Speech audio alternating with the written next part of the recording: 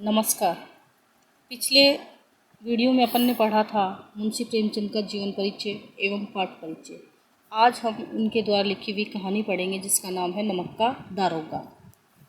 जब नमक का नया विभाग बना और ईश्वर प्रदत्त वस्तु के व्यवहार करने का निषेध हो गया तो लोग चोरी छिपे इसका व्यापार करने लगे।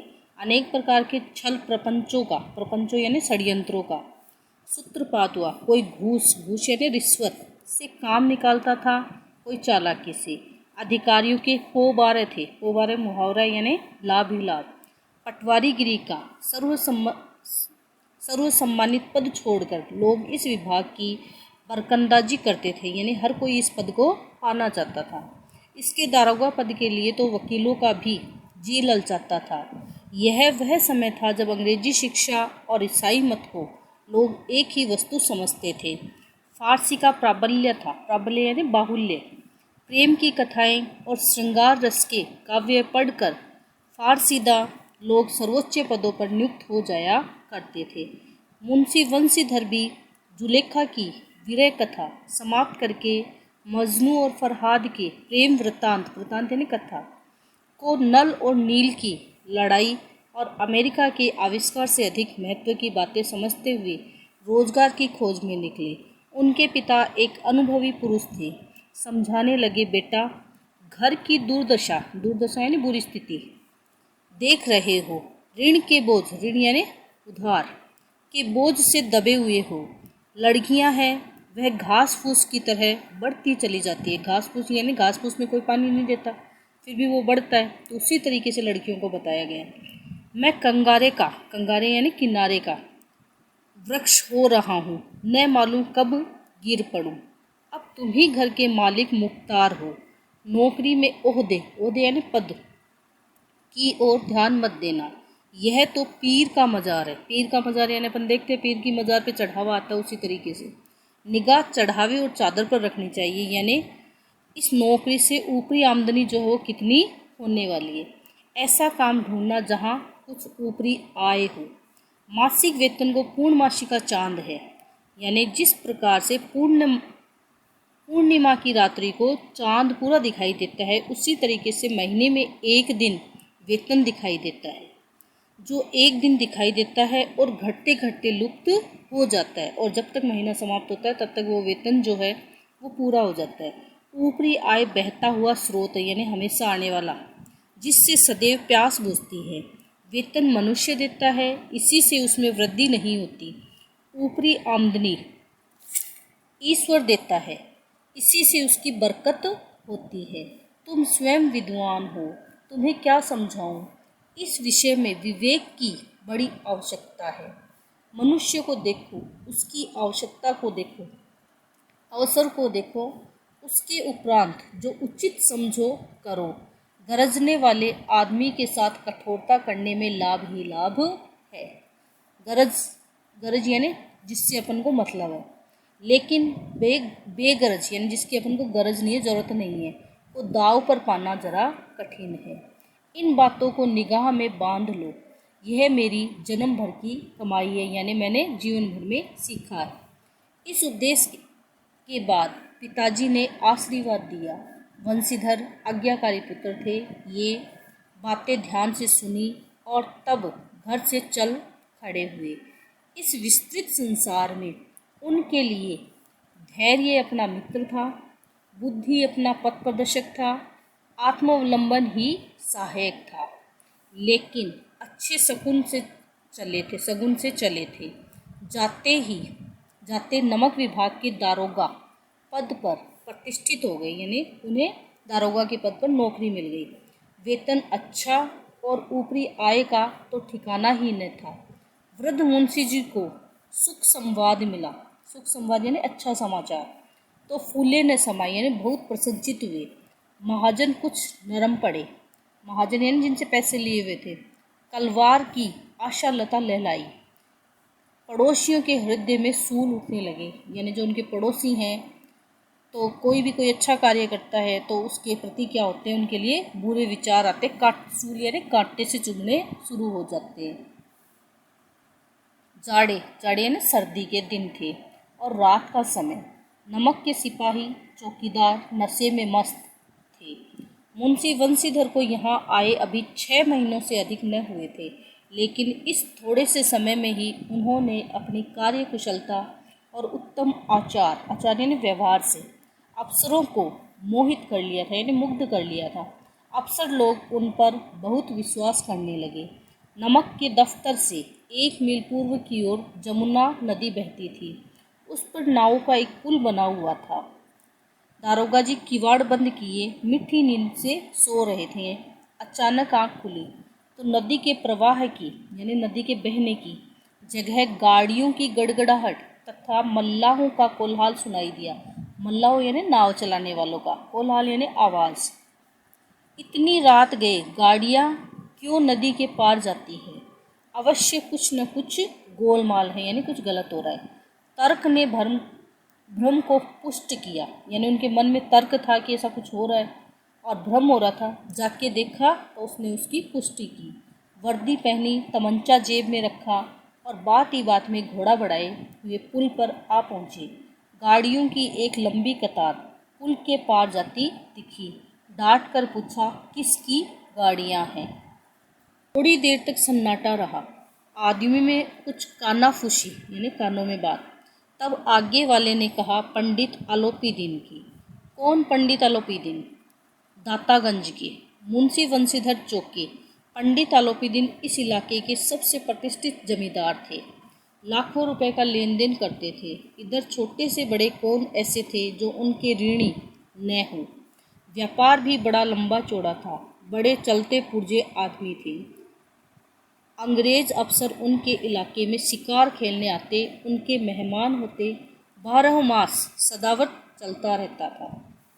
मुंशी जी ने पूछा, गाड़ियाँ कहाँ जाएंगे? उत्तर मिला, कानपुर। लेकिन इस प्रश्न पर कि इनमें क्या है, सन्नाटा छा गया। दारोगा साहब का संदेह और भी बढ़ा। कुछ देर तक उत्तर की बाट यानी इंतजार देखकर वह जोर से बोले, क्या तुम सब गूंगे हो गए हो? हम पूछते हैं इनमें क्या लदा है? जब इस बार भी कोई उत्तर नहीं मिला तो उन्होंने घोड़े को एक गाड़ी से मिलाकर बोरे को टटोला यानी उसमें देखा। भ्रम दूर हो गया, यानी उनके मन में जो भ्रम था, संदेह था, वो दूर हुआ। यह नमक के ढेले थे। पंडित आलोपीदीन अपने सजीले रथ पर सवार कुछ सोते कुछ जागते चले आते थे। अचानक कई गाड़ी वालों ने घबराए हुए आकर जगाया और बोले, महाराज, दारोगा ने गाड़ियां रोक दी हैं और घाट पर खड़े आपको बुलाते हैं। पंडित आलोपीदीन का लक्ष्मी जी पर अखंड विश्वास था। लक्ष्मी जी ने धन पर। वह कहा करते थे कि संसार का तो कहना ही क्या, स्वर्ग में भी लक्ष्मी का ही राज्य है, यानी धन का ही राज्य है।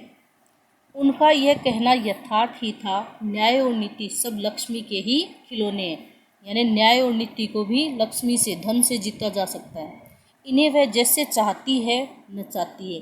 लेटे ही लेटे गर्व से बोले, चलो हम आते हैं। यह कहकर पंडित जी ने बड़ी निश्चितता से पान के बीड़े लगाकर खाए। फिर लिहाफ ओढ़े हुए दारोगा के पास आकर बोले, बाबूजी, आशीर्वाद कहिए। हमने ऐसा कौन सा अपराध हुआ है कि गाड़ियाँ रोक दी गई? हम ब्राह्मणों पर तो आपको कृपा दृष्टि रहनी चाहिए। वंशीधर रुखाई से बोले, सरकारी हुक्म है। पंडित आलोपीदीन ने हंसकर कहा, हम सरकारी हुक्म यानी किसी के द्वारा दिया हुआ आदेश नहीं जानते और न सरकार को। हमारे सरकार तो आप ही हैं। हमारा और आपका तो घर का मामला है। हम कभी आपसे बाहर हो सकते हैं? आपने व्यर्थ का कष्ट उठाया। यह हो नहीं सकता कि इधर से जाएं। इस घाट के देवता यानी वहाँ जो भी पद पर कार्यरत है उस व्यक्ति के लिए, और यहाँ पद पर कार्यरत है वंशीधर को भेंट न चढ़ाएं यानी रिश्वत न दें। मैं तो आपको सेवा में स्वयं ही आ रहा था। वंशीधर पर ऐश्वर्य की मोहिनी वंशी का कुछ प्रभाव न पड़ा। ईमानदारी की नई उमंग, उत्साह कड़क कर बोले, हम उन नमक हरामों में नहीं हैं जो कोड़ियों पर अपना ईमान बेचते। कोड़ियों यानी कुछ पैसों के लिए। आप इस समय हिरासत में हैं। आपका कायदे के अनुसार चालान होगा। बस मुझे अधिक बातों की फुर्सत नहीं है। जमादार बदलू सिंह तुम इन्हें हिरासत में ले चलो, मैं हुक्म देता हूँ। पंडित आलोपीदीन स्तंभित हो गए। स्तंभित होना यानी आश्चर्यचकित होना। गाड़ी वालों में हलचल मच गई। पंडित जी के जीवन में कदाचित यह पहला ही अवसर था कि पंडित जी को यह ऐसी कठोर बातें सुननी पड़ी।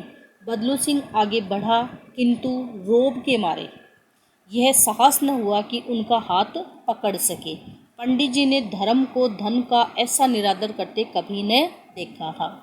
विचार किया, यह अभी उद्दंड है, माया मोह के जाल में अभी नहीं पड़ा है, अल्हड़ है, झिझकता है। बहुत दीन भाव से बोले, बाबू साहब ऐसा न कीजिए, हम मिट जाएंगे, इज्जत धूल में मिल जाएगी। हमारा अपमान करने से आपके हाथ क्या आएगा, हम किसी तरह आपसे बाहर थोड़े ही हैं। वंशीधर ने कठोर स्वर में कहा, हम ऐसी बातें नहीं सुनना चाहते हैं। आलोपीदीन ने जिस सहारे को चट्टान समझ रखा था वह पैरों के नीचे से खिसकता हुआ मालूम हुआ। स्वाभिमान और धन ऐश्वर्य को कड़ी चोट लगी, किंतु अभी तक धन की सांख्यिकी शक्ति का पूरा भरोसा था, यानी अगर उसे संख्या में दिया जाए तो। अपने मुख्तार से यानी अपने दीवान से बोले, लाला जी 1000 के नोट बाबू साहब को भेंट करो, आप इस समय भूखे सिंह हो रहे हैं। वंशीधर ने गर्म होकर कहा, 1000 नहीं, 1,00,000 भी मुझे सच्चे मार्ग से नहीं हटा सकते। धर्म की इस बुद्धिहीन दृढ़ता और देव दुर्लभ त्याग पर मन बहुत जुझलाया। अब दोनों शक्तियों में संग्राम होने लगा, धर्म और धन में। धन ने उछल उछल कर आक्रमण करने शुरू किए। 1 से 5, 5 से 10, 10 से 15 और 15 से 20,000 तक नौबत पहुंची, किंतु धर्म अलौकिक वीरता के साथ इस बहुसंख्यक सेना के सम्मुख अकेला पर्वत की भांति अटल अविचल खड़ा था। यानी वंशीधर ने अपने धर्म को नहीं छोड़ा और पैसे के लालच में, रिश्वत के लालच में वो बिल्कुल भी नहीं आया। आलोपीदीन निराश होकर बोले, अब इससे अधिक मेरा साहस नहीं है, आगे आपको अधिकार है। वंशीधर ने अपने जमादार को ललकारा। बदलू सिंह मन में दरोगे जी को गालियां देता हुआ पंडित आलोपीदीन की ओर बढ़ा। पंडित घबराकर 2-3 कदम पीछे हट गए। अत्यंत दीनता से बोले, बाबू साहब ईश्वर के लिए मुझ पर दया कीजिए, मैं 25,000 पर निपटारा करने को तैयार हूँ। असंभव बात है, 30,000 पर किसी तरह भी संभव नहीं है। क्या 40,000 पर भी नहीं? 40,000 नहीं, 40,00,000 पर भी असंभव है। बदलू सिंह, इस आदमी को अभी हिरासत में ले लो। अब मैं एक शब्द भी नहीं सुनना चाहता था। धर्म ने धन को पैरों तले कुचल डाला, यानी धर्म की जीत हुई और धन जो है उसकी हार हुई। आलोपीदीन ने एक हष्टपुष्ट मनुष्य को हथकड़ियाँ लिए हुए अपनी तरफ आते देखा। चारों ओर निराश और कातरीन कायरता की दृष्टि में देखने लगे। इसके बाद एकाएक मूर्छित होकर गिर पड़े। इसमें अपन ने पढ़ा कि देखो किस प्रकार से आलोपीदीन जो है वो मूर्छित हो गए। अब इसके आगे का जो चैप्टर है वो अपन आगे की वीडियो में पढ़ेंगे। अगर आपको पढ़ाया हुआ समझ में आ रहा है तो आप इस चैनल को, यूट्यूब चैनल जो मैंने बनाया है उसे सब्सक्राइब कीजिए, लाइक कीजिए एवं